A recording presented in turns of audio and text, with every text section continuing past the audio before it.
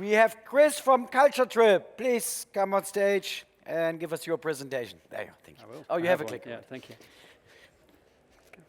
Good morning, everybody. I'm going to start by showing you a video, which is better than me telling you what Culture Trip is about.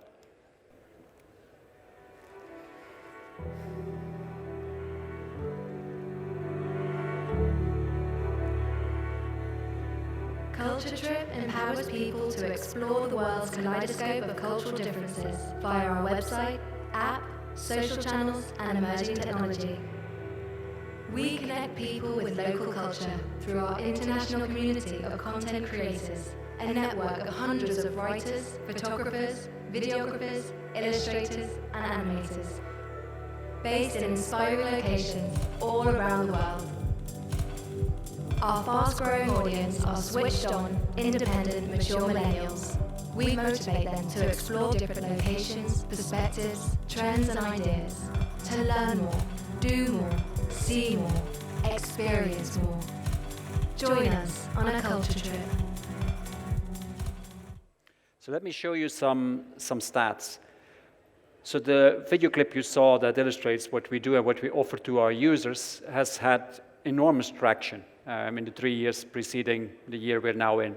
From next to nothing to about 15 or 20 million monthly uniques, more than 2 million app installs, a Facebook following that shot through the roof pretty much, and an extraordinary amount of video views, which is about 2 billion in the past 2 years only. Our users are very happy. We get a very high App Store rating, very positive user feedback.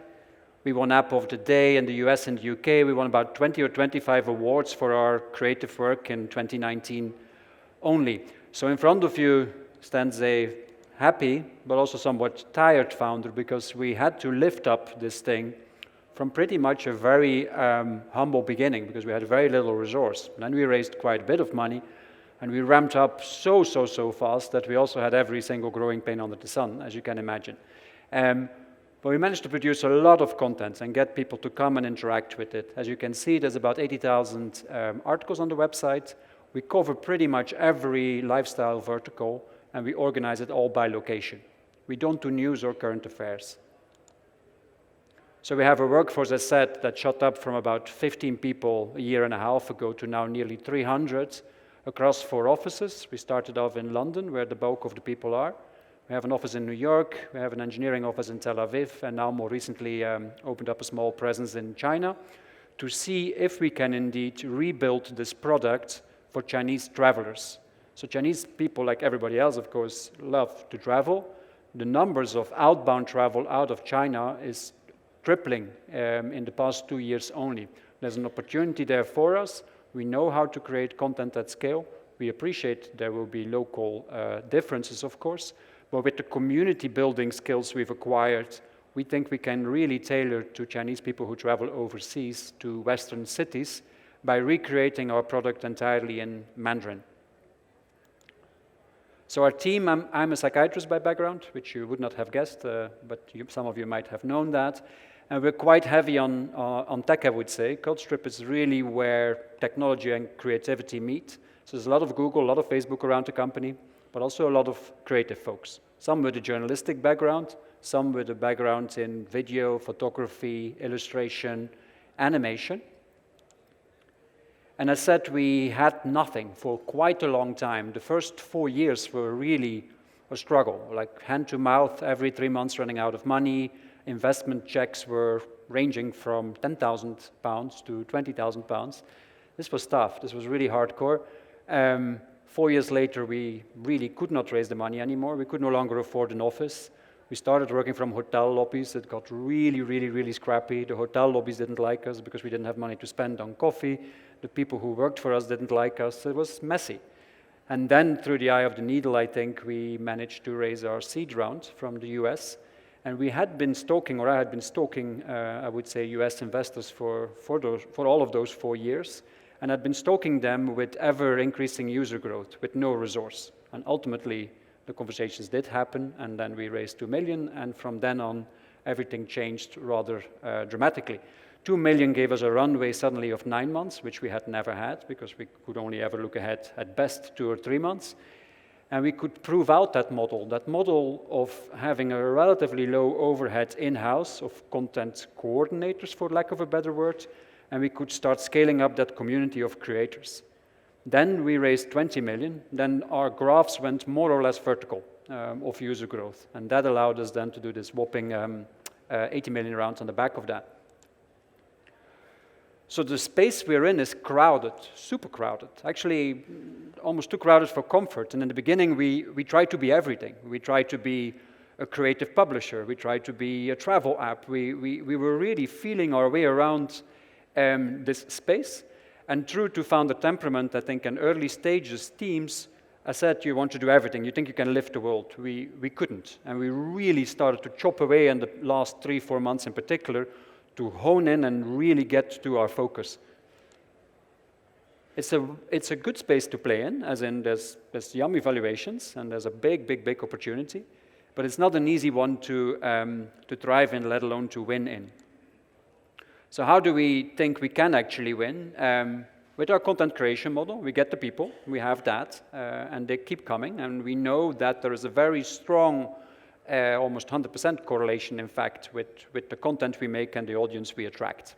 So if we wanted to double or triple the audience from where we're at today, we could do that. We would not struggle to do that. We know exactly the formula, how it works, and it's at a fraction of the cost that any more traditional digital growth marketing strategy would work. We invest quite a bit in brand. This is important. Our audience is millennial and below, although there's a good chunk above 35 too, but more or less, it's a young audience with no memory of legacy guidebooks or legacy magazines or legacy media. If you were today to create a guidebook from scratch, it would not look like Lonely Planet. There's no reason why it should look like Lonely Planet. And Lonely Planet, again, a massive, hugely successful, enduring brand around for 40 years. But millennials or Gen Z, they know of it, but they don't start their travels there. They start their travels on Instagram or they start their travels on Google. We sit there with a ton of content that makes us very visible in that demographic, and we have very good traction there. As said, we do creativity at scale.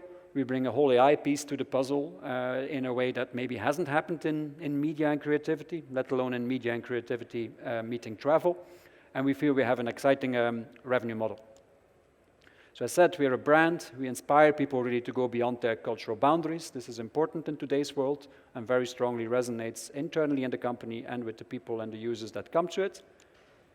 We do this at scale. Culture Trip looks good. The product has a very pleasant aesthetic, creative feel to it. And we really are all, of course, we are all about data. We have these 15, 20 million users every month who we see interact with our content, which informs indeed then what content has the highest ROI, which informs how we commission that from our global community, and which allows us to cover the whole world in content, probably in a way that hasn't happened. That kind of winner-takes-all content proposition on one platform doesn't really exist. And this sounded mad 5 years ago. If I would have then pitched we're going to cover the world in content, it wouldn't have sounded credible. But because the audience grew so neatly and our model got so much more refined and there were data to back it up, we got now to a point where we find that the easy part. So what have we spent the last 6 months on? We've really started to map our content on what we call the trip cycle and the travel funnel. Every trip starts with getting inspired as to where you might go. Of course, to go, you also will need to think a little bit what you're going to do there and what there is in that place to see and do and what there is about that place to watch and read. And ultimately, you will need to book it. All the big players, though, sit at the bottom of the funnel, at the transaction, at the booking. And the inspiration part sits across, to Maria's point, sits across tons of magazines, tons of guidebooks. But there's no one platform. So at Culture Trip, we bring that all together. It's a one-stop platform that guides you from inspiration to conversion and beyond. So we have many touch points with our users, before their trip, on their trip, after their trip, onto the next trip. And again, this is an interesting conceptual slide, I think, to briefly pause on, and there is no time to talk through it in detail. But what the point of this is, I think, is that there's $5 billion spent every year by Booking.com to get visitors to their site or to their product. For us, that is a fraction, and we have already 15 or 20 million monthly uniques. User acquisition is not our problem anymore, or is not our challenge anymore. We now really have been focusing on the product and feature adoption, and we have some amazing data that I can't yet show you, but I can show some of you who may have an interest in meetings this afternoon. We'll soon be on the road with that. I'm very excited where Culture Trip is. It has been a rough and tough year. I can talk about the rough and toughness for quite a while, but I won't do that here. Now I feel we're in an amazing spot, and I think that even if you might not be, or not all of you, be of the millennial and Gen Z demographic, you'll use it too. You will not be able to not see it, essentially, because there's so much of us around. Thank you for your attention. Thank you.